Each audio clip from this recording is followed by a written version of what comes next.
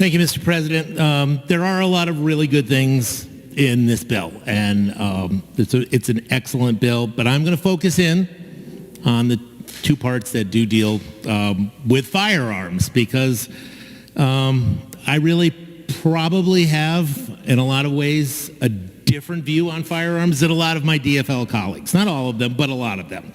And we've had a lot of bills introduced earlier this session, a lot of them that dealt with firearms.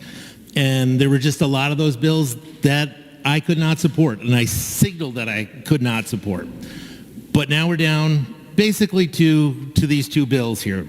And I ran on a platform that included enhanced background checks. I know I hear lots of things about my district, and I get lots of emails about my district from people who aren't in my district, but I ran in my district, and I did actually run on this. And so this is a thing. There are lots of people, even in greater Minnesota, that want enhanced background checks.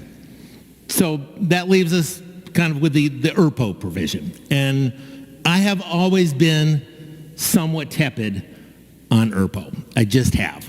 And I have met a lot this session with gun owners in my district. We've had meetings, town halls, where that's all we've talked about, actually. I've also met with Moms Demand Action. I have a really active Moms Demand Action group in Moorhead, and we've met too, and we've discussed them, and we've discussed my concerns with it, and I've heard their concerns with it.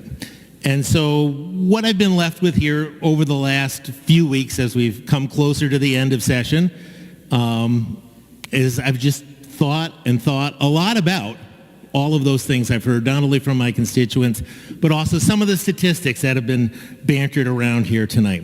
And also just some of the events recently in the news recently. And I think that the definition of insanity is doing the same thing over and over again and expecting different results. Do I think that these two provisions are going to solve all our problems? No.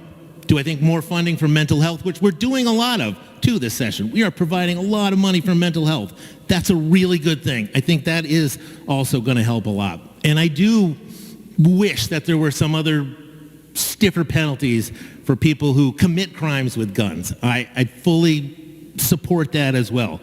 But I think we have to do something. And of all the things that have been brought forward this session, in some ways I feel like these are definitely the least onerous of things we can do, that they could make a small incremental change. I think they are worth trying. And I want to thank Senator Latz too.